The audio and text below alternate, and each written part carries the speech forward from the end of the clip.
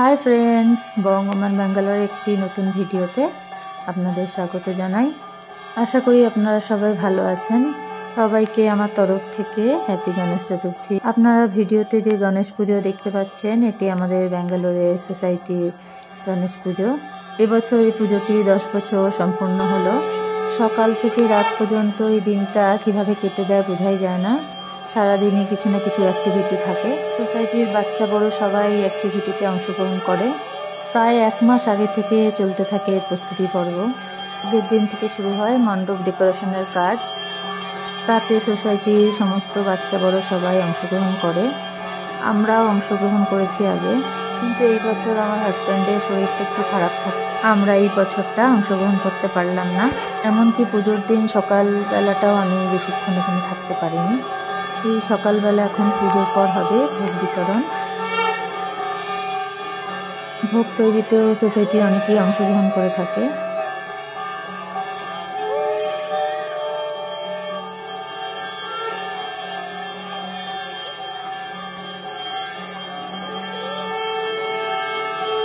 তাই দুপুরের ভোগ বিতরণের পর্বটি আপনাদের সঙ্গে শেয়ার করতে পারলাম না। তবে সন্ধ্যাবেলার কালচারাল প্রোগ্রাম, আরতি ও বিসর্জনের সমস্ত ভিডিও আপনাদের সঙ্গে শেয়ার করব। আপনারা দেখতে থাকুন, আশা করি ভালো লাগবে। এই ছোট্ট ছোট্ট গণেশগুলি দেখছেন, এগুলি আমাদেরই তৈরি করা। সোসাইটির সমস্ত বাচ্চা বড়রা মিলে এই গণেশগুলি তৈরি করেছিল। লাস্ট উইকেন্ডে গণেশ তৈরির একটি ওয়ার্কশপ হয়েছিল, সেখানে আমরা সবাই মিলে এগুলি তৈরি করেছিলাম। দাঁড়ান, আপনাদের সঙ্গে তার একটি ছোট্ট ভিডিও শেয়ার করছি। আশা করি আপনাদের ভালো লাগবে।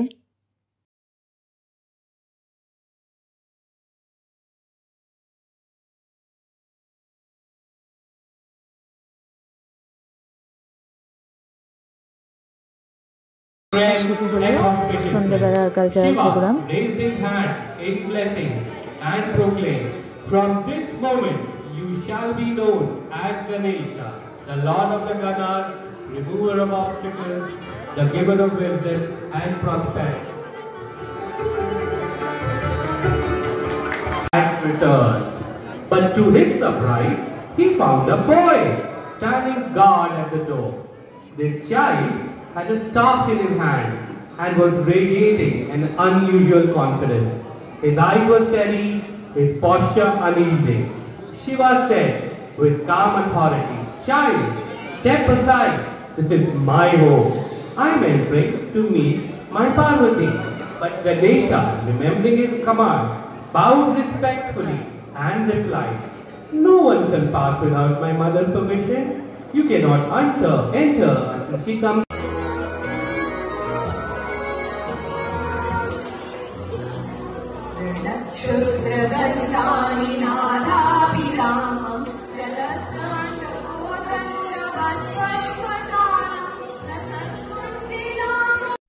একটি বিশেষ কারণে এই ডান্স পারফরমেন্সের অডিওটি মিউট করতে হয়েছে। বুঝতেই পারছেন কি কারণ বলতে চাইছি। যাই হোক, এবার শুরু হবে সন্ধ্যা আরতি।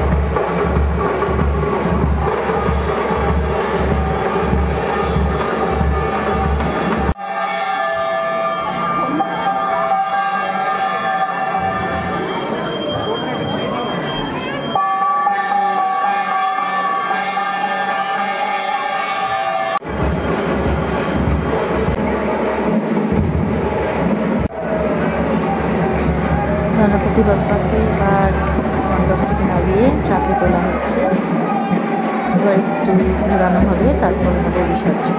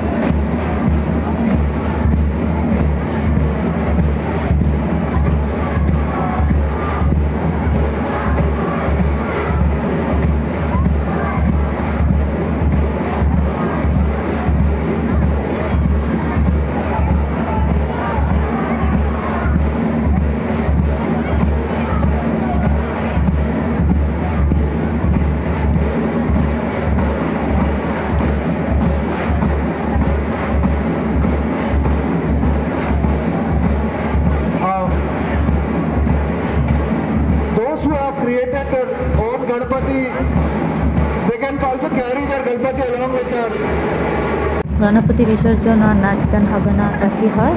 চলুন একটু নাচা যায়।